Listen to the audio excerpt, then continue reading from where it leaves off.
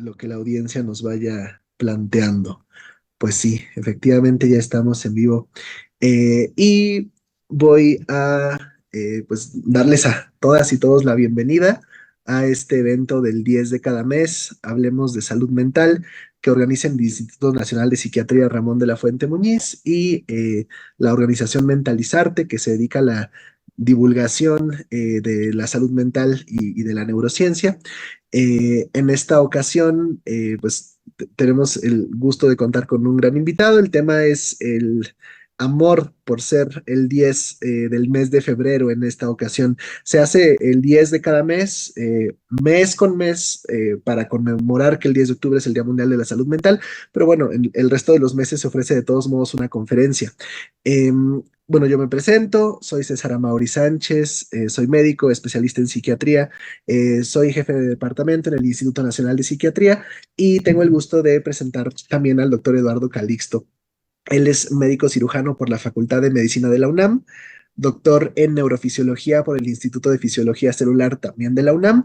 Tiene un postdoctorado en fisiología cerebral en la Universidad de Pittsburgh, en Estados Unidos. Es miembro del Sistema Nacional de Investigadores del CONACYT, e investigador y jefe de departamento asimismo en el Instituto Nacional de Psiquiatría Ramón de la Fuente Muñiz. Entonces, pues es un gusto tenerlo con nosotros, doctor.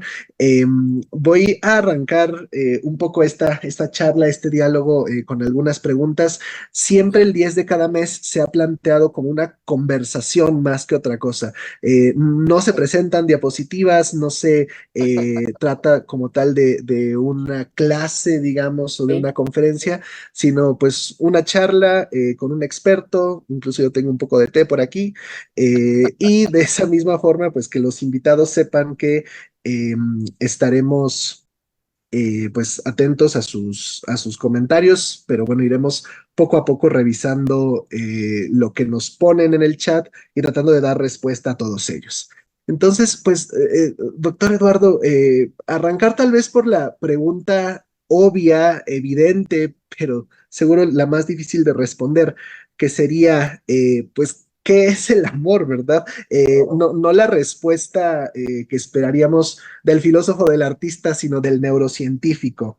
Eh, por limitada que pueda ser una respuesta para un concepto así de grandote, ¿no? En sus palabras, doctor Eduardo, ¿qué es el amor? Díganos usted. Una respuesta neurobiológica de activación de redes neuronales con cambios neuroquímicos que generan un proceso electromagnético que a su vez gradualmente van disminuyendo las respuestas lógicas y congruentes para generar emociones relacionadas con el hedonismo, de sentirnos bien, y que van directamente relacionadas con un proceso previo de aprendizajes. Cada vez que nosotros vamos enriqueciendo estas experiencias, van generando también en su magnitud una adaptación y al mismo tiempo de sensibilización de muchos eventos. Por lo tanto, el amor viene con mucho de las experiencias propias de aprendizajes y de aprendizajes que desde el punto de vista social nos hacen o tolerar más o modificar mucho de los eventos que teníamos y que, reitero, son netamente desde el punto de vista para cada uno de nosotros distintos, aunque podamos hablar de lo mismo. No es lo mismo decir, sí, yo he amado de la misma magnitud que tú, a yo he amado y he aprendido mejor de las experiencias previas, tal vez incluso menos que tú. Y en términos generales, ese aprendizaje nos hace entender que muchas de las veces no se puede volver a repetir la misma condición. Pero de esto y mucho más vamos a hablar. Entonces es neuroquímica con electrofisiología, con cambios anatómicos y con un procesamiento que todo tiene en común es ir disminuyendo gradualmente la inteligencia. Si algo acompaña a esta situación es que entre más intenso sea, se toman decisiones menos congruentes e inteligentes. De acuerdo, totalmente, doctor Eduardo. Muchas gracias.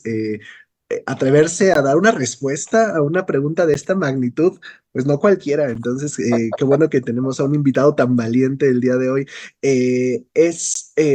Parece ser una experiencia que con tintes muy distintos, claro, pero sí podríamos decir que es común prácticamente a todos los que pertenecemos a la especie humana, ¿no? Y eso pudiéramos decir que nos hace pensar que debe tener entonces, como usted bien mencionaba, pues sus correlatos biológicos, si todos los que pertenecemos a una misma especie con Sí, tantos tintes distintos, pero alguna vez lo experimentaremos o lo hemos experimentado, debe haber algo en nuestra biología. Entonces, creo que pudiéramos abordar de una vez ese tema por si empiezan a surgir preguntas más orientadas hacia aspectos algo más subjetivos, que siempre es muy interesante discutir. Pero bueno, yéndonos de entrada a pues de lo que se trata en la perspectiva de las neurociencias, ¿cómo nos aterrizaría usted a la audiencia, sobre todo al público en general, lo que pasa en el encéfalo, en este órgano tan bello, cuando pues primero se da esta atracción inicial por la persona amada, ¿verdad? bueno, mira, es que lo planteas de una manera tan puntual y tan concreta que es agradable en el proceso de decir, a ver, vamos a tratar de no equivocarnos en este punto, que es realmente fascinante. Uno, no es lo mismo enamorarse antes de los 22 años que después de los 30. No es lo mismo el proceso de no lo esperaba, ya lo venía buscando. Y en términos generales, el evento depende mucho de nuestra experiencia previa. Y tampoco no es lo mismo festejar este 14 de febrero enamorados que en amor, que en las proyecciones que uno tiene. Cuando uno se enamora, que es la primera etapa, y que esto tiene una fecha de caducidad. Yo lamento mucho esto porque no sabes, estemos hablando de salud mental, pero tenemos que decir abiertamente que el enamoramiento tiene una fecha de caducidad desde el momento en que una persona dice te amo y que tenemos que decir, bueno, ¿y desde cuándo? Y a veces es medio complicado porque cuando ya empieza el noviazgo ya venían ahí algunas experiencias previas, pero en términos generales, el enamoramiento dura de 3 a 4 años promedio. La tasa de liberación de dopamina, que es el neurotransmisor relacionado con esto, tiene este factor importante de emocionarnos y al mismo tiempo quitarnos la activación de la corteza prefrontal. Por lo tanto, el enamoramiento de 29 a 32 áreas solamente le va a ganar algo al cerebro para llegar a esas 32 áreas y se llama orgasmo. Por lo tanto, digo, no estoy dando recetas de nada ni alusiones a nada, pero tengo que decir que si el cerebro activa tantas condiciones neuronales, es que pues le gusta emocionarse, recordar, fascinarse, hacer obsesiones, regresar a estímulos, interpretar, tomar decisiones, proyectar, generar recuerdos y después motivarlos y cambiarlos, en términos generales 29 a 32 años. Pero después, y ante esta circunstancia, después de 3 a 4 años, en donde enamorados creemos que la persona es de una manera, los filtramos, les cambiamos muchas cosas. El grado de liberación de dopamina con oxitocina y endorfina, este cortocircuito de 3 neurotransmisores, primero fue la dopamina, luego con cada beso, con cada abrazo, cada experiencia juntos se libera oxitocina y eventualmente se da esta liberación de beta endorfina con un cambio en la concentración de cortisol. Esto permite entonces que un cerebro diga, es que es perfecto, es perfecta. No quiero conocer a nadie más, porque a nadie había conocido. Conste. Estoy hablando antes de los 25 años, los vemos sin errores. Pero después de 3 o 4 años dice, caramba, si se equivoca y si huele mal. Y vaya que hace cosas que no deberíamos de haber hecho juntos y me arrepiento de tal o cual. Entonces aparece esta situación de proyección. El amor ya es un procesamiento de disminución de redes neuronales y cuando hacemos la acotación decimos claramente, el amor ya activa de 12 a 16 áreas, disminuye la activación de las redes neuronales y lo hacemos más eficiente, no tendríamos que estar yendo por módulos para saber cómo nos vamos a interpretar, sino que ya conocemos. La pareja después de los 4 años tiene la garantía de hacernos más eficiente al cerebro. Ya conocemos, interpretamos y no necesitamos estar activando otras cosas. Por eso, sin llegar a determinismos, en ciencia no hay determinismos, tengo que decirlo claramente. Uno, la actividad neuronal de nuestro cerebro, que se hace más eficiente, nos quita muchos de los filtros que habíamos puesto. Y por eso, cuando estamos ya con una persona a la cual conocemos y hemos disminuido pues todas estas proyecciones y apreciaciones, en ese amor ya se meten más redes neuronales de objetividad. Por eso el amor en construcción es una decisión y el enamoramiento es más una experiencia neuroquímica proyectiva. Todos nos vamos a enamorar, todos. ¿Sabes? Yo creo que tú lo sabes muy bien, mi querido doctor Amaury, que el Instituto Karolinska, en donde se entregan los premios Nobel, han identificado que, pues, por fortuna o no, yo no lo puedo decir, nos vamos a enamorar en promedio 7 veces en la vida. 7. Hay quienes dicen, no, doctor, discúlpame, yo ya voy en la segunda vuelta, o yo, ¿de qué me hablan? Yo llevo 28, ¿no? Pero en promedio nos vamos a enamorar 7. De esos enamoramientos intensos, de los que vamos a aprender, y sabemos que alguien va a decir, doctor, discúlpame, yo me enamoré y me casé con la segunda pareja que yo tuve con la primera. El hecho de decir que te vas a enamorar no significa que seas infiel. Pueden llegar otras personas y decir, me encanta esta persona. Pero en lo concreto, tengo que decir que los primeros enamoramientos son los más intensos. Cuando ya la corteza prefrontal está formada, mujeres 21, 22 años, hombres 25, 26 años, las proyecciones pueden ser mejores, pero tengo que decirlo abiertamente, nos toca enamorarnos y nos toca aprender de ello. Por lo tanto, el enamoramiento, al reducir la actividad de la prefrontal y al caer tarde o temprano con estas, digamos, incongruencias, tiene el factor maravilloso de decir, respira profundo porque los siguientes enamoramientos seguramente vas a valorar mejor. Por eso, el amor después de los 3 años es una garantía. El grave problema es que, como ustedes sabrán, nos casamos antes de los 3 años y creemos y pretendemos que la relación se mantenga en una dirección que tarde o temprano va a cambiar. Y mi querido Mauri, queridos amigos que en este momento están compartiendo este mensaje, esta charla, les tengo que decir que por fortuna o desfortuna, quiero nada más que vean, uno de las hormonas, en este caso es una hormona, es la oxitocina. Esa se libera cuando nos besamos, cuando nos abrazamos, cuando tenemos este intercambio incluso sexual, entre más orgasmo, más oxitocina se libera. El día que nos dicen, felicidades, van a ser papás, los dos voltean. Vamos a hablar de diferentes condiciones, pero voy a hablar nada más de la que es más común y que son jóvenes, a lo mejor no lo esperan, pero decimos, bienvenidos, vamos a ser papás. Sin que lo sepa, en los siguientes 4 meses, la disminución de oxitocina es tan brutal, y la palabra que utilicé fue brutal, porque con esa persona desayunamos, comíamos, cenábamos, con esa persona no me aburría, con esa persona y decía yo, vamos a construir el futuro. Después de que esto sucede, todo se aboca la atención al futuro bebé y en ese momento cambia la interacción de dinámica de la pareja y entonces ahora es que es el niño, y todavía no nace, ¿eh? La disminución de oxitocina por la pareja, por parte del papá, la mamá y de la mamá al papá es increíble y van incrementándose poco a poco y es más la del mamá con el bebé. Vienen 3 años de integración y es muy importante. La primer crisis que se tiene de un enamoramiento o de un amor pasando esta etapa es el primer hijo. Por eso, en estas condiciones tenemos que saber que la experiencia de enamoramiento debería darnos 3 o 4 años de felicidad, pero la gran mayoría de nosotros pues no sabíamos hasta que nos pasa.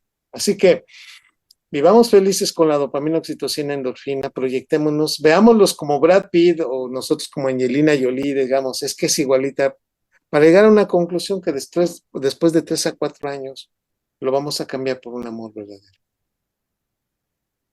Doctor Eduardo, ya empiezan a surgir las preguntas, Sí, pues ya que abrimos boca con este comentario, solo quería yo destacar lo interesante de que a lo largo de su explicación van surgiendo pues descripciones de estados pues emocionales tal vez que sacados de contexto uno podría pensar que pertenecen a la psicopatología, ¿no? El tener pues esta recurrencia de ideas acerca de la persona, la búsqueda compulsiva de ciertas conductas para acercarnos más a ella, alguien podría decir, se antoja lo que ocurre en el fenómeno obsesivo compulsivo, ¿no? Estos cambios en ¿verdad? el estado de ánimo, esta desinhibición, se antoja lo que ocurre en los trastornos bipolares, ¿no? Esta Ah, forma en la que se acelera el corazón, hasta hay diaforesis, parecería un ataque de pánico, ¿no? Y afortunadamente, pues no se trata de eso, aunque comparten finalmente correlatos biológicos y existe finalmente el riesgo de que en algún momento algo salga mal en esta neuroquímica y se desarrolle tal vez propiamente un trastorno psiquiátrico, ¿no? Uno le apuesta también y hay cierto riesgo cuando uno se enamora. Quería transmitir esta pregunta de la audiencia. Arturo López nos dice que está con su hijo de 12 años viendo la charla. El pequeño pregunta que si se podría decir que entre menos importancia le des al amor, menos efecto tendrá. Es decir, que si uno controla esto, que si uno decide la importancia que le asigna a la experiencia del amor de la que estamos hablando, y entonces si uno la descarta, tiene menor efecto sobre nosotros. Y qué interesante que venga esto de alguien tan joven, pues con Qué 12 años de maravilla. edad. ¿Qué Sí, piensa usted, doctor Eduardo? sí, en el punto de que si nos paramos en el amor, sí. Y aquí viene un punto esencial, porque esto también depende de aprendizajes y de experiencias previas. En el amor sí, en el enamoramiento no. Porque ahí nos puede pasar el famoso síndrome de Romeo y Julieta, que entre más te opongas, más te obsesiona. A ver, lo voy a frasear y voy a tratar de frasearlo correctamente. Yo puedo tratar de controlar mis expresiones y mi cariño porque el amor se construye y el amor es una decisión. Entonces ahí digo, no, ¿sabes qué? Creo que no funciona porque no siento, porque no me retroalimento y porque creo que no estamos construyendo. Y eso disminuiría mucho esa interacción. Pero en el enamoramiento sucede algo terrible, por eso hay que tener mucho cuidado. Si nosotros pusiéramos un punto de no me voy a enamorar, ten cuidado con lo que estás diciendo porque te va a obsesionar, liberas más dopamina. Entre más oposición social le pongas a una situación biológica, vas a incrementar más dopamina. De ahí la experiencia de que te dicen, no lo veas y lo ves, no lo beses y lo besas. Y no quiero que me hagas un error y los cometes. No, bueno, tal parece que les estás dando las instrucciones incorrectas, ¿verdad? O las opuestas. Por eso se llama Romeo y Julieta, en el sentido que más dopamina se libera y las personas se vuelven tan obsesivas para demostrar ellas que tienen la razón. Por eso cuando le decimos a alguien, no te enamores de esa persona, terminamos liberándole más dopamina por esa persona. Por eso en el enamoramiento, ahí si no luches contra él, mejor date una explicación. Se trata de una situación que yo no quería y no puedo manejar, pero a ver, es transitorio y tengo que analizar la información. Desafortunadamente, muchos no nos explicaron esto hace tiempo, pero la gran mayoría de hoy de nuestros jóvenes están encontrando estas posiciones. Yo diría abiertamente, si en el enamoramiento más te pones, puede ser que entonces más te obsesione. Hay que nada más, hay que acompañar con un experto, con un papá o con alguien con un poquito de experiencia para que nos vaya llevando porque este evento sí puede resultar incluso catastrófico cuando le digas, yo no me quería enamorar y mira en dónde terminé, precisamente por tanta oposición que te pusiste al principio y estuviste generando la obsesión por esa persona. Pues muchas gracias, doctor. Ojalá que este joven escucha de 12 años, pues se siga motivando por estos temas y que tengamos a Sí, un neurocientífico en potencia por ahí. eso. Y me quedaba pensando, como usted comenta que el luchar contra la experiencia, pues tal vez ofrece poca probabilidad de éxito dentro de algunas de las opciones que recientemente se han pues cada vez sustentado con más evidencia para el tratamiento de algunos padecimientos mentales, pues está la atención plena o mindfulness que justo nos señala cómo el luchar contra la experiencia, que a veces es espontánea, no necesariamente voluntaria, es de lo que más nos desgasta y esta aceptación de una cierta experiencia Sí. puede de entrada ayudarnos bastante a que sea más manejable en tantos sentidos. Ahora, Sandra López nos pregunta qué sucede en el cerebro en una relación donde el varón es hasta 2 décadas mayor que ella, como en la canción. Alguien más, de hecho, más 40 y abajo, 20. se pregunta lo mismo. ¿Qué pasa con el enamoramiento de un joven de 20 y alguien de 40? Parece ser que les llama mucho la atención, pues a la gente de nuestra audiencia, la diferencia de edad. Se ¿Verdad? podría desde las neurociencias tratar de aproximar una explicación a por qué pueden gustarnos personas de mayor o menor edad que nosotros. Partamos de que sí existe un factor en el sentido de la admiración que procesa la sensación de mayor liberación neuroquímica de dopamina cuando admiramos a alguien. De hecho, eh, hay 3 trabajos maravillosos que indican cuando la transición de enamoramiento para amor es un éxito. O sea, que realizamos bien el casting. ¿Cómo sé que me fue bien y que realmente? Tiene que haber 3 factores. Uno es la relación de cómo me gusta esa persona.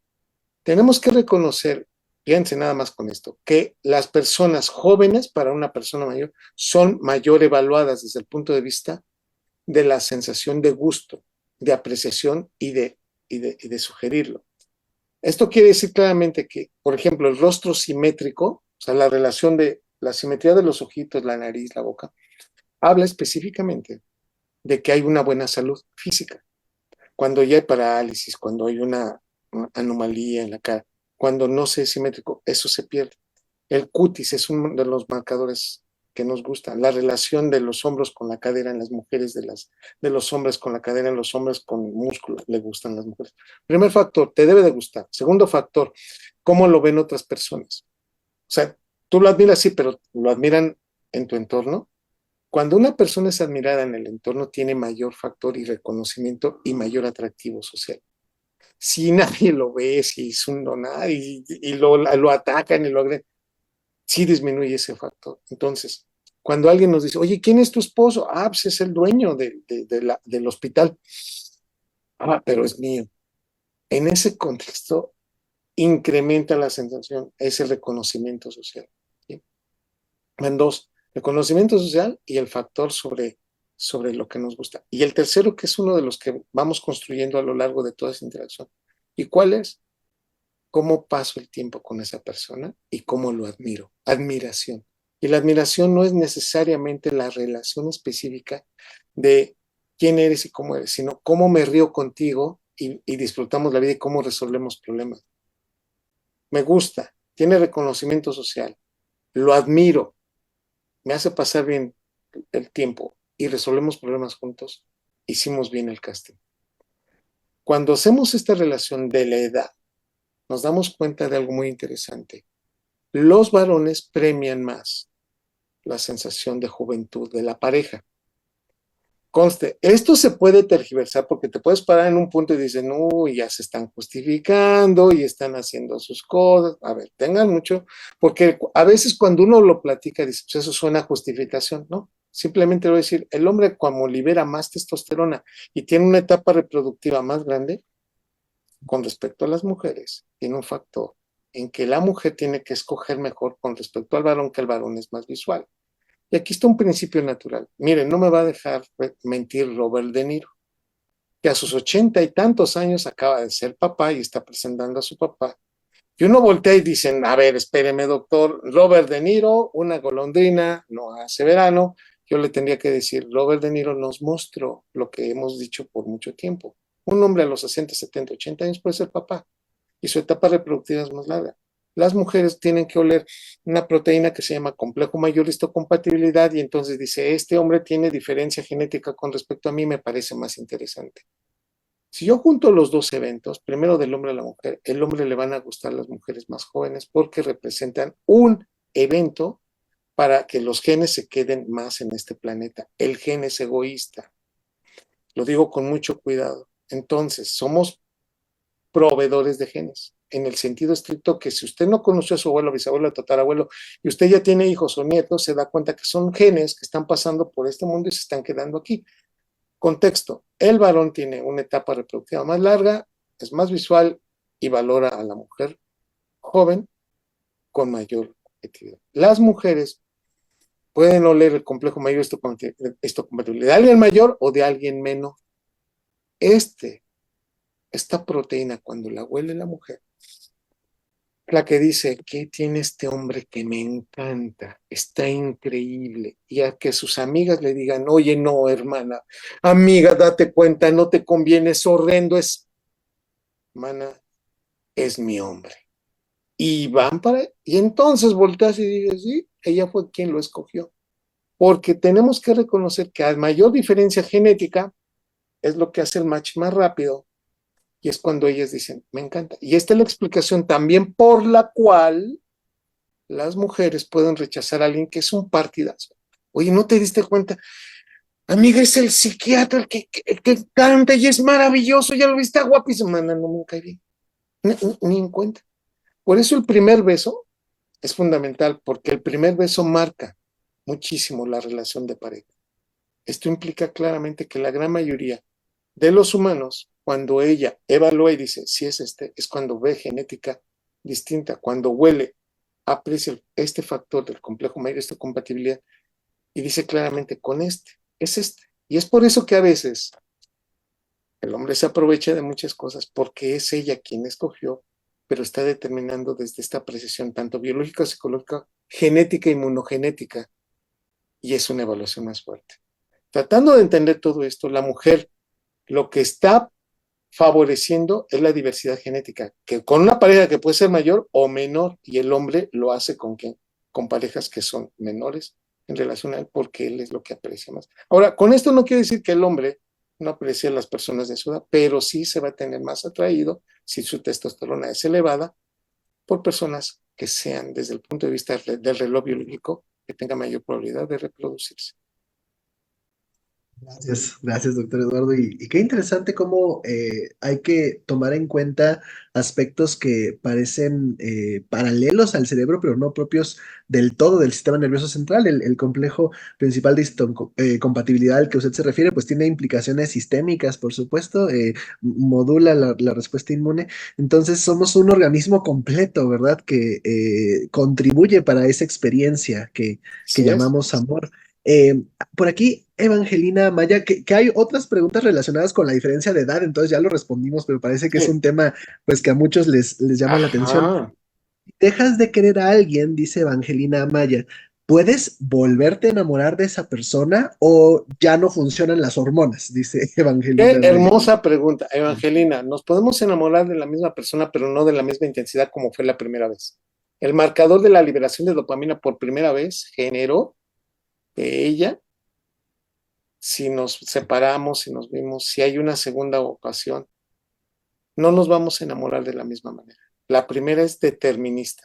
Ahí sí, tu primera liberación de dopamina te desensibiliza. Por eso las felicidades son cortas por naturaleza, no se libera la misma cantidad de dopamina. El enamoramiento tiene una fecha de caducidad porque va disminuyendo la liberación de dopamina que vamos teniendo con esa persona. Pero entonces, doctor, sí, podemos volver a ser pareja, ¿sí? Sí, las puedes ver 5, 6, 7, 8, 10 años después y decimos, volvemos a andar. No es la misma capacidad de liberación de dopamina. Impera mucho la experiencia y sobre todo la liberación de dopamina. Y denótese de nuevo que la edad, el cerebro libera las mayores cantidades de dopamina entre los 11 hasta los 25 años, una liberación de dopamina majestuosa, pero después va disminuyendo. Cuando una persona ya tiene 35, 40 años, ya no libera casi ni siquiera el 40% de lo que liberaba hace 10 años. Ya no te digo a los 50 años, ya no tiene la misma liberación de dopamina. Pregúntale a una persona de 50 años qué es el amor y se va a reír así de, amor no existe. Pregúntale a uno de 40, es lo hermoso, no uno de 20, sin amor yo no vivo.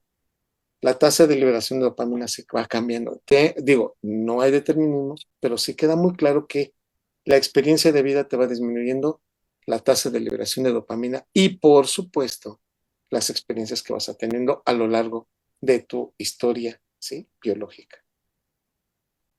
Gracias, doctor. Ya que está mencionando la dopamina, solo para tocar el punto, porque tenemos muchas preguntas y Sí, es algo que, pues, este punto a lo mejor vale la pena ponerlo sobre la mesa. seguro. Pues la dopamina es uno de los neurotransmisores que más se han implicado en los procesos adictivos y tantas veces se ha discutido que si la experiencia del enamoramiento es similar, ¿no? A un cuadro adictivo, que si hay ¿Sí? apetencia, tolerancia, abstinencia cuando no está la persona tan interesante discutir todo todo eso Por también. Pero bueno, supuesto. aquí Sí. alguien nos pregunta, Palolita, no sé si estoy leyendo bien el nombre, eh, primero, si se puede estar enamorado de dos personas a la vez, usted ya había más o menos respondido eso, Sí. entonces en este mismo comentario pregunta sobre las personas bisexuales, en general la diversidad sexual, si hay diferencias a nivel biológico en el proceso del enamoramiento en personas que Hermosas pertenecen a preguntas. esta comunidad, sí. ¿Qué nos podría usted decir desde las neurociencias, doctor Eduardo? A ver, vamos, vamos. ¿Te puedes enamorar de dos personas al mismo tiempo? Sí. Pero el cerebro va a jerarquizar con tiempo, calidad de atención sobre la persona que más se quiere. Ese es un hecho natural. Puedes decir, es que A y B me encantan. Y bueno, y C, digo, pues no se queda atrás, pero tal vez B es el que más proyección y estimulación te da. Ese es un factor. Entonces, ¿se puede? Sí. Ah, pero que socialmente y por aprendizaje lo hemos disminuido, ese es un hecho. Segundo punto, tenemos que entender, a ver, voy a ser muy cuidadoso. Hasta este momento, 2024, no se ha demostrado específicamente cambios anatómicos específicos dentro de un proceso de la homosexualidad para decir, este es un marcador de homosexualidad. Entonces, lo que sí puedo decir abiertamente es que entre mujeres pueden olerse el complejo mayor de histocompatibilidad. Esta es una explicación por la cual cuando las mujeres interaccionan, primero siendo amigos, amigas entre ellas, y este complejo es diferente al de ellas, no, el posicionamiento y la manera como se llevan es extraordinario.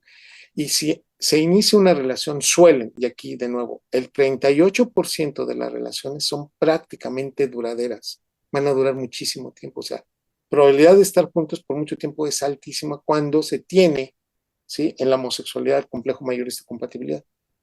Entre mujeres, dura más la relación, se mantienen muy estables, neuroanatómicamente su cerebro es femenino, el cuerpo calloso es más grande, el hipocampo es más grande, la conectividad del área tegmental ventral es muchísimo más conectada, tiene una corteza prefrontal más madura.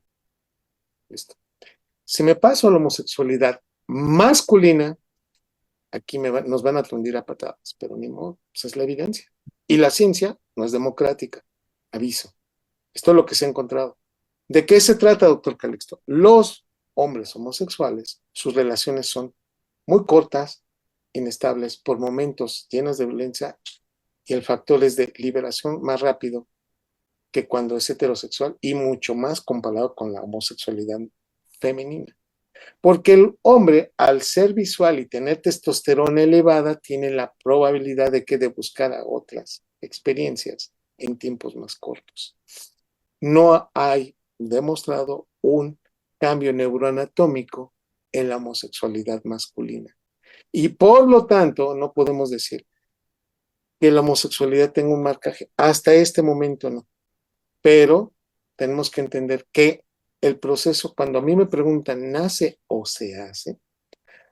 Hay un libro maravilloso que creo que, doctor, lo tenemos que recomendar, que se llama Sexualidad Humana de la Matre, de editorial McGraw-Hill, en el capítulo 3 de la última edición, lo dice claramente. La homosexualidad tiene un factor muy relacionado con el estrés de la mamá. Homosexualidad masculina o femenina. Cuando la mamá en el primer trimestre dura en este proceso un estrés muy fuerte, entiéndase, los bombardeos, ahorita que está pasando las guerras o estados en donde hay condiciones de disminución de comida o fríos intensos, entiendas ese estrés, violencia. Esas condiciones implican claramente algo muy significativo. ¿Qué, doctor Calixto? La probabilidad de niños que van a generar o que se va a cuantificar esa homosexualidad es mucho mayor, casi de un 35%, con respecto a una población semejante que no tenga esas condiciones. Y uno se queda pensando, ¿cuál es el factor? Lo dice claramente y lo describe de una manera hermosa, basada en la evidencia y específicamente en estos estudios que desde Kosovo se empezaron a hacer. La población homosexual disminuye la tasa de natalidad de esa población que estuvo sometida a ese estrés y en consecuencia la siguiente generación tiene una tasa de disminución de reproducción. O sea, hay menores nacimientos, una tasa de nacimiento disminuye. Porque los homosexuales en ese contexto nos dan la oportunidad entonces de saber que la tasa va a disminuir porque no tienen esa reproducción que la tiene la etapa, la comunidad heterosexual. Y en condiciones ayudan muchísimo a restablecer, si ese estrés estuvo muy fuerte, a disminuir condiciones que la siguiente generación se va a adaptar mucho mejor porque va a poderse adaptar mucho más fácil. Así que en este contexto, si bien no hay un marcador neurobiológico, sí sabemos que tiene una apreciación desde el punto de vista social para permitirnos una mejor adaptación cuando la comunidad y el proceso está presente un estrés social muy fuerte. Muchas gracias, doctor Eduardo. Y bueno, en esta serie de conferencias siempre nos gusta hacer divulgación sobre la salud mental y solo aclarar, recordarle a la audiencia que pues la homosexualidad no se considera ya desde hace varias ediciones dentro de los padecimientos mentales, es Claro, simplemente pues parte de la experiencia dentro de la diversidad sexual que puede ser propia de cualquier ser humano. Y muchas gracias por sus respuestas, doctor. Ahora, por acá tenemos a Arminda Aguilar que nos pregunta, vaya complejo porque, bueno, tema tan complejo me refiero porque pregunta aquí, ¿cómo es el amor en el espectro autista? Que supongo que más allá de estas conductas sensoriomotoras restringidas, repetitivas, sobre todo valdría la pena discutir en el contexto del déficit en la comunicación social que favorecen los trastornos del espectro autista, ¿cómo pudiera la experiencia del enamoramiento ser distinta? ¿Cómo pudiéramos enseñar una respuesta en ese sentido desde las neurociencias, doctor Eduardo? hay que reconocer algunas apreciaciones muy importantes. Si tú me hablas del cerebro específicamente, hay una desorganización en la corteza prefrontal, en la organización columnar, y esto marca algunos procesos. Pero tengo que decir también que estamos hablando de espectro. Aquí no hay determinismos. Hay quienes pueden tener el proceso y no observarse, y hay quienes lo tienen muy pronunciado y marcarlo. Primer punto, en el autismo hay una disminución de la interacción social y eso no quiere decir que no sientan. Si hablamos al que le decimos Asperger, que es un tipo de autismo, también este procesamiento aquí en estos jovencitos con Asperger o las personas con Asperger, ¿sí? Que de nuevo, no hay que hacerlo patología, es un espectro distinto y es una manera de comunicación distinta. No estoy hablando que el autismo sea una enfermedad, que quede muy claro, pero tengo que decir que hay una disminución de la reconstrucción, de la retroalimentación y del proceso de otorgar cariño. Tenemos que entender que en el espectro autismo difícilmente que relacionan de la misma categorización, ¿sí? Que los que le llamamos ¿sí? Normoneuronales, ¿no? Que en realidad somos los más comunes, pero no quiere decir que seamos mejores. Quiere decir que la comunicación a nivel visual disminuye, que la retroalimentación a nivel verbal no se da, que el contexto del contacto físico puede ser muy complicado, pero sienten y dan la experiencia de que de posición. Se ha encontrado y se ha identificado que en algunos cerebros de espectro autista la disminución de la conectividad de las neuronas espejo también están disminuidas y la liberación de oxitocina también disminuye. Pero no por esto no podemos decir que no se enamoren y que quieran. Son menos expresivos y en este contexto muestran cierto tipo de características que dirías, bueno, pues es que no me ve a los ojos, no me retroalimenta, ¿cómo voy a saber? Lo escriben. Eso es lo que hay que ver, y que son maravillosos y son muy creativos. Para los que experimentan lo que le llaman el espectro autista, que no me gusta mucho decirles que es el que le dicen el comunicativo, que es el Asperger, tiene una característica fundamental. Tienen estos movimientos estereotipados que por momentos se van y dices, sí, no, por momentos tienen unas fases de salirse, de levantarse e irse, y tú dices, ¿qué pasó? A la fase de te abrazan, te quieren y quieren una retroalimentación muy fuerte. El mensaje no es para ellos, sino para las parejas. Tienen que interesarse en que su pareja tiene autismo y tiene Asperger. Y tiene que capacitarse para saber y entender a la pareja. Pueden tener hijos, pueden hacer una vida sin problema. Si ustedes me dicen, doctor, pero la herencia, si bien hay genes involucrados, tengo que decirle que no necesariamente hay una relación, sea preponderante. El autismo tiene una diversidad de factores desde el factor de la microbiota, desde algunos trastornos al nacer, desde perinatales, desde hipoxia. No podemos establecer una causa por la cual digamos que, pero sí tenemos que relacionar, que tienen toda la capacidad para relacionarse. Así que, doctor, pero son complicados y bueno, doctor, que nos los pusieron en la televisión, a mí me encantaría, no lo pusieron de todas maneras, menos como autismo, ¿eh? Me parecía por momentos que estaba tontito, ¿sabes? Estamos hablando del doctor que tenía autismo, ¿no? Hay 3 series que es el mismo, pero yo nada más digo, no son así, presentan una capacidad muy importante para concentrarse, pero no tenemos que relacionar que no pueden. Sienten y claro que manifiestan su cariño. Muchas gracias, doctor. Y como muy bien decía, más que una enfermedad, se podría hablar de una condición, ¿verdad? De una expresión distinta del funcionamiento de un órgano, en este caso, pues el maravilloso cerebro.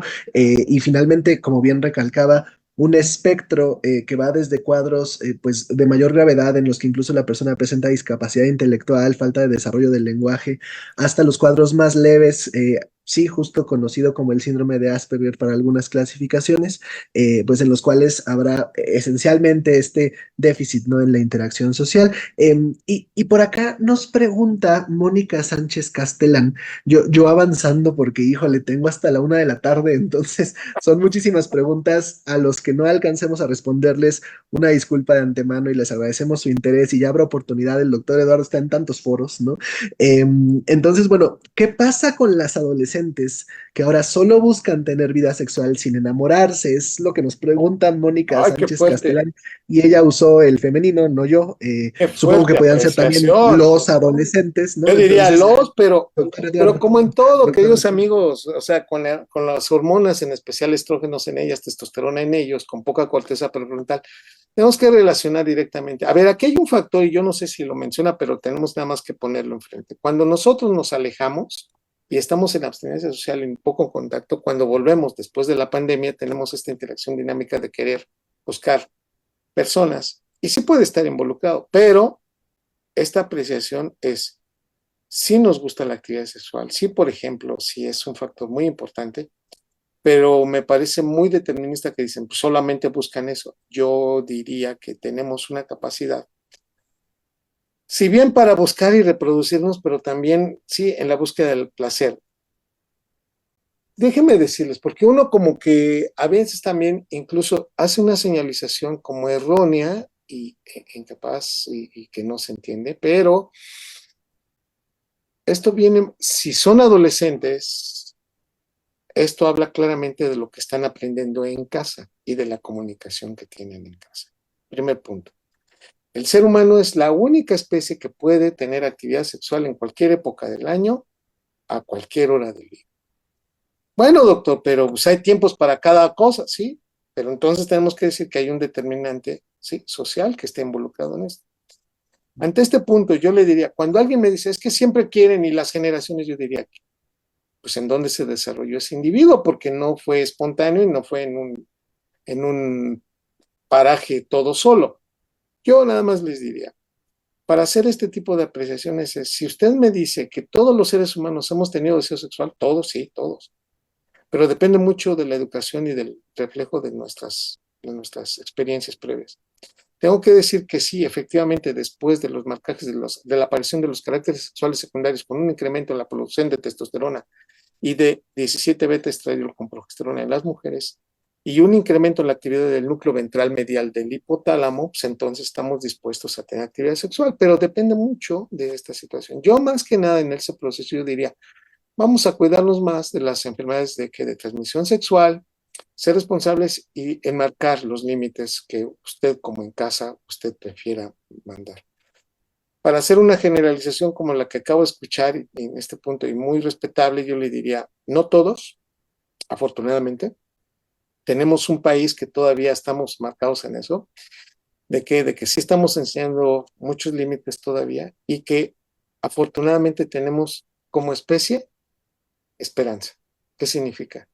Nos marca claramente que independientemente de la edad que tenga el cerebro, podemos cambiar muchas de las cosas que tenemos. Así que mi mensaje es, pues necesitamos hablar muchos con nuestros adolescentes, oye, pues sí te dan ganas, pero necesitamos cumplir esto y tienes mucho para hacer aquello y cada quien establecer lo que considera como norma y como límite y aprenderlo con mucho amor y cariño. Muchas gracias, doctor. Tan importante como nos recuerda que la práctica totalidad de la conducta humana la explicamos hoy en día pues con el modelo biopsicosocial, ¿verdad? Que finalmente es tan interesante entender las bases biológicas, pero que son tan relevantes como el contexto en el que pues se van desarrollando los individuos que tienen este cerebro. Ahora, por aquí nos pregunta Alejandra Guzmán, nuestra querida colaboradora del Instituto Nacional de Psiquiatría, de la Subdirección de Hospitalización, cuando una mujer está pasando, dice ella, por un proceso de separación, ya sea divorcio o abandono, ¿es más fácil enamorarse de otra persona por ser vulnerable? Esa es su pregunta. Bueno, aquí ya nos ganó una etapa, una parte que se llama un clavo saca a otro clavo. Bienvenidos al capítulo donde tenemos que explicar que no es así. A ver, voy a ser muy cuidadoso con lo que digo. Un clavo no saca otro clavo. La manera como interactuamos y nos liberan dopamina a cada una de las personas es distinta. Lo que sí tengo que decir es que si nosotros nos vamos a este marcaje de querer estar ya con otra persona, no es espontáneo y no empezó ayer, ya viene de otras épocas y de otro tiempo. Tengo que decir que los hombres y las mujeres sí nos enamoramos y nos desenamoramos y depende mucho también de nuestros aprendizajes si no hay un marcaje. Pero el hecho de tener una crisis estamos pidiendo ayuda. Y este es un punto esencial. Las personas que nos liberan oxitocina, a veces podemos creer que nos estamos enamorando de ellas porque nos sentimos parte de su vida, cuando en realidad estamos compartiendo una parte de nuestra vida y están generando esta sensación de pertenencia. Hay que tomarlo con mucho cuidado. A veces nos enamoramos, sí, como efecto secundario, pero en realidad lo que estamos sintiendo es una necesidad de ese cariño y de esa relación. Yo le puedo decir a alguien te quiero y eso marca oxitocina. Yo lo digo con todo respeto. Yo les puedo decir a las personas, oye, te quiero. Y ellos pueden, en un estado de vulnerabilidad o de apreciación, decir, es que Eduardo me dice que está enamorado de mí. ¿Y de dónde pasó eso? Porque tú le dijiste que la querías. Oye, pero es una situación de interpretación. Aquí el punto esencial es tener la certidumbre y la asertividad de decir, a ver, me estás diciendo te quiero porque quieres estar conmigo y porque quieres tener una relación de pareja. No tengas miedo, si tú me lo dices, yo podré contestarte. El punto esencial es que la gran mayoría de nosotros damos por aceptado y percibido muchas cosas. Hay que ser asertivos. Concretando, un clavo no saca otro clavo, o sea, una relación no saca otra. ¿Por qué? Porque la fuente de dopamina que me libera uno no me lo va a liberar el otro. Hay que entenderlo. Metemos a veces a terceros en una dinámica espantosa, perdón.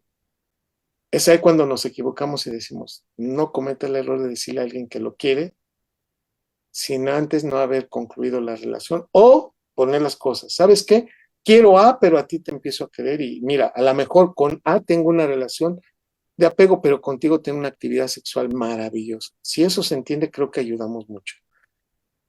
El proceso no es de la misma dirección y no siempre va a ser en la misma vocación en el contexto de liberaciones neuroquímicas y de adaptación neuroanatómica. Por eso, yo lo único que digo es de ese tiempo. Se va a poder, pero si lleva tiempo, yo le diría que en los hombres por lo menos son 3 meses y en las mujeres casi un año, por las diferentes maneras como se liberan dopamina. ¿De qué dijo, doctor? Querida mujer, si usted va a tomar una decisión, dése por lo menos un año para tomar la decisión. Si usted es varón, se va a tardar un poquito más, pero son menos, son 3 meses. Y con esto, sin conflictos. Sí te quiero, pero me tienes que esperar un momento para poner muy bien los puntos en las is y las comas y los puntos donde deben de.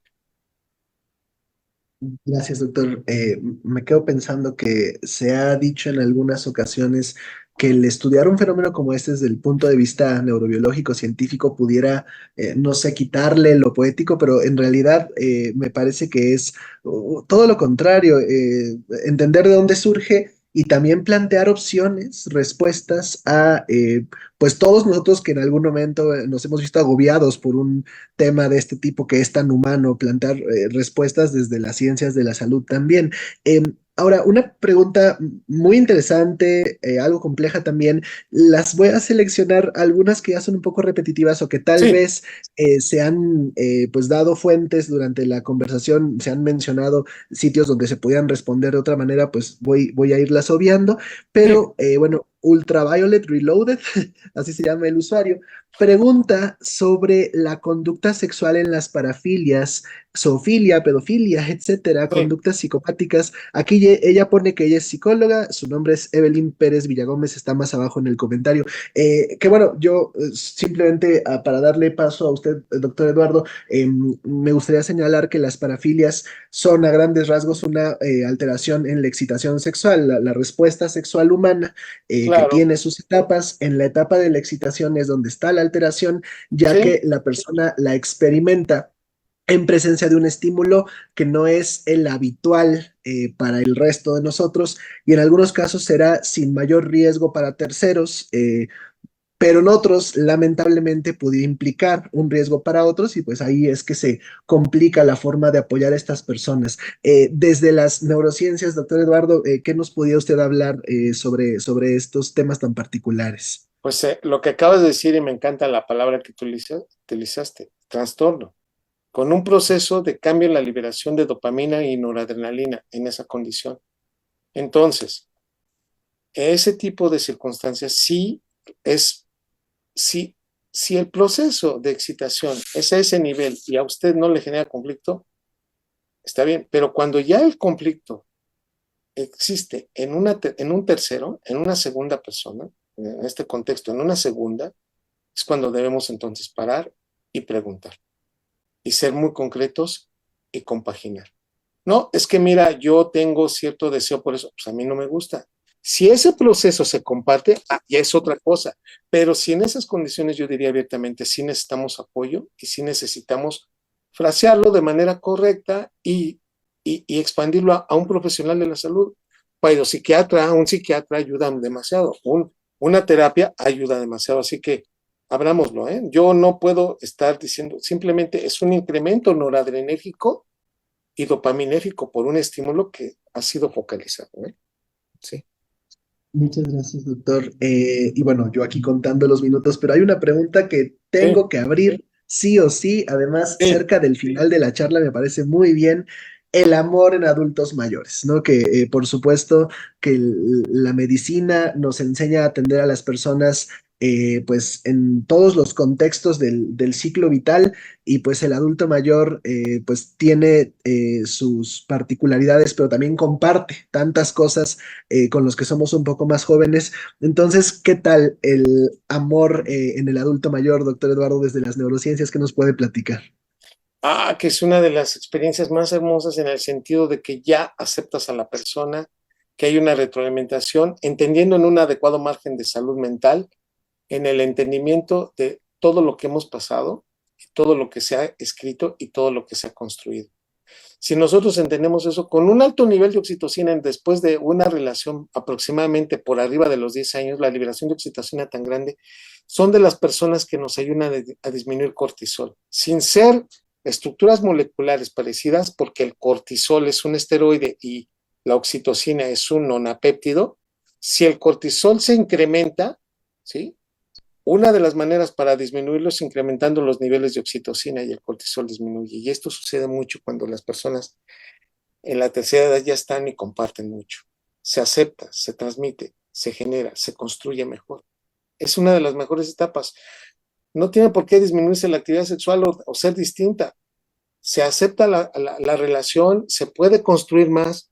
Desde el punto de vista de las condiciones de construcción, más desde el punto de vista psicológico, son más eficientes. Así que yo pienso que es uno de los mejores regalos de llegar después de los 60 años, 70 años, con una pareja que se ha decidido hacerlo mutuamente y decir, te amo y te quiero porque tú me escogiste a mí. Él le dice a ella y ella le dice, te amo y te quiero porque tú eres la persona que quiero que seas, con la que voy a envejecer. Y no quiero hacerlo con otra persona. El nivel de oxitocina, aunque ya la dopamina está disminuida, aunque ya tenemos otros neurotransmisores ahí disminuidos específicamente, pero tenemos el BDNF y la conectividad con la oxitocina, de respirar orgulloso y decir, valió la pena haberlo construido juntos. Pero eso, yo espero que todos estemos destinados a hacerlo y buscarlo con la persona adecuada. Y qué interesante y hasta bello lo que comenta.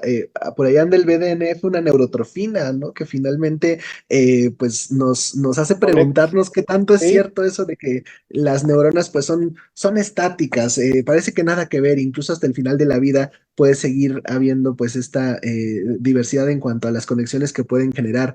Y bueno, viendo los minutos que nos restan, una pregunta Sí. tal vez obligada, sobre todo para las personas que trabajamos en esta institución que ofrece principalmente servicios clínicos a la comunidad. ¿Qué pasa en una persona con trastorno límite de la personalidad? Recordando muy brevemente nada más, pues yo desde la perspectiva clínica, como es que el TLP se caracteriza principalmente por esta difusión en la identidad, esta inestabilidad emocional y esta desinhibición o impulsividad. El propio doctor Eduardo en su libro muy recomendable, Amor y Desamor en el Cerebro, arranca con un capítulo, ¿no? Del trastorno límite de la personalidad y un poquito la perspectiva neurobiológica. Entonces, ¿qué nos puede decir, doctor Eduardo, por favor?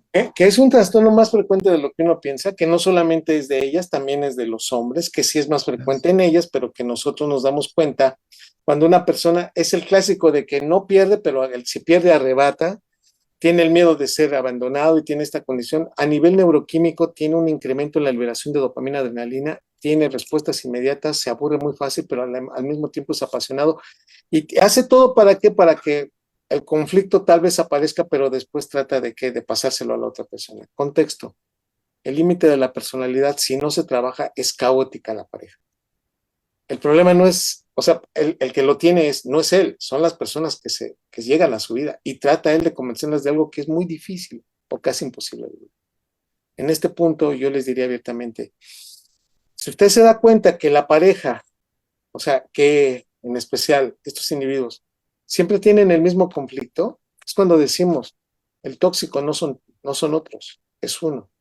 En términos concretos, toxicidad desde el punto de vista, y tengo que normarme mucho y ser muy cuidadoso, es cuando yo soy el que inicia el problema y soy incapaz de pararlo y no aceptarlo que inicia de mi parte. Cuando tengo un caos específico, cuando desarrollo muchas consecuencias del evento y regreso como si no hubiera pasado nada, en esas condiciones es demasiada noradrenalina y dopamina que se ha encontrado en este proceso. Todos tenemos esta probabilidad de sentirnos mejor si nos atendemos. Ahí es en donde entra el profesional.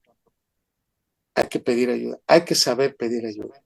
Y si la pareja me ayuda y me dice, vamos a hacer esto, podemos hacerlo mejor. Así que abrirse, mi amor, no soy yo. Tú vienes haciendo lo mismo con tus exparejas y te das cuenta que estás haciendo exactamente lo mismo. Vamos a pedir ayuda con un psiquiatra, vamos a pedir ayuda con la institución, vamos al hospital y vemos, si no es, pues lo vemos de otra manera, pero si sí es, podemos crecer como pareja.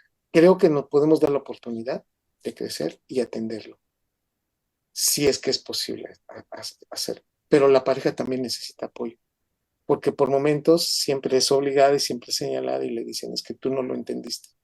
Los dos necesitan apoyo, tanto para quien expresa el trastorno limítrofe como para quien es la víctima a veces de estas relaciones que a veces ni las vemos, pero solemos verlas que son tan intensas y se enojan y regresan y hacen tantas cosas y rompieron ya tantas computadoras y aventaron tantos televisores por la ventana que solemos entonces entender que sí, la relación no es de lo más común y son de las que más trastornos se generan. Muy buen cierre, finalmente, de nuevo, nosotros como institución estamos pues dedicados a ofrecer servicios especializados a la población, entonces qué bueno que haya sido con este tema con el que pudimos cerrar y pues agradecemos que haya estado con nosotros en esta ocasión en el 10 de cada mes, se van a continuar dando estas conferencias mensualmente y esperemos que el doctor Eduardo esté en futuras ocasiones con nosotros para otros temas pues que él domina como este muy particular que es alusivo al mes de febrero. Entonces, pues ojalá que se pudiera seguir ad infinitum con un tema como este, pero pues las agendas de todos llaman, o al menos el sábado de descanso, entonces seremos respetuosos con el término. Palabras de cierre, doctor, por favor. que todos tenemos que enamorarnos, que activemos nuestras 29 cerebrales, que construyamos amores y que disfrutemos tanto, como también sabernos entender que también el enamoramiento pasa, pero que podemos construir amor si es una decisión y que tratemos de hacerlo siempre en virtud de hacerlo bien para nosotros. Pues muchísimas gracias. Abrazo enorme, Doc, hasta allá. Y pues muy bonito fin de semana a todos. Hasta luego.